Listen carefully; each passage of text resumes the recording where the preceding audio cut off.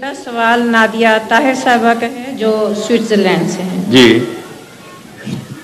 السلام علیکم حضور. وعلیکم السلام. میرا سوال ہے کہ لا مذہب، اب لوگ کہتے ہیں کہ مذہب تمام فسادات کی جڑ ہے، اور پھر وہ مثالیں دیتے ہیں جیسے ہندو، مسلم اور یہ کیتھولک اور پروٹیسٹنٹ، اور جو آج کل افغانستان میں ہو رہا ہے. اس کے مقابلے میں ہمارے پاس کون سے کاؤنٹر آرگومنٹس ہیں؟ جو سب سے خوفناک جنگ دنیا میں لڑی گئی ہے آج سے پہلے، وہ کون سی جنگ تھی؟ دوسری جنگ عظیم. اور اس سے پہلے جو سب سے خوفناک جنگ لڑی گئی وہ کون سی تھی؟ پہلی جنگ عظیم. وہ کس مذہب کے نتیجے میں پیدا ہوئی تھی؟ سیاست. پھر تو جواب تو آپ کو پہلے ہی آتا ہے.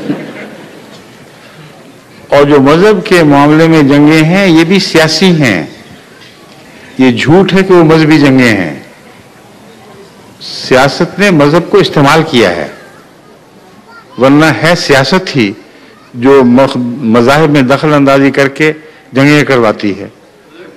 یہ جو کچھ بھی ہو رہا ہے عراق، کویت، ایران، بوسنیا، ان سب کے پیچھے طاقتیں بیٹھی ہوئی ہیں.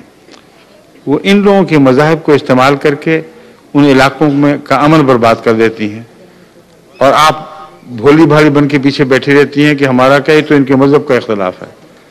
مذہب کے اختلاف کروائے جاتے ہیں، ان اختلافات سے ناجائز فائدہ اٹھایا جاتا ہے.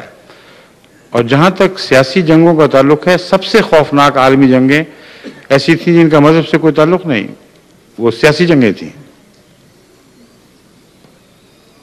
اور سوال کوئی؟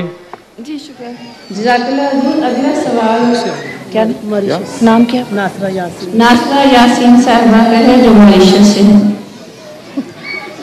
کون؟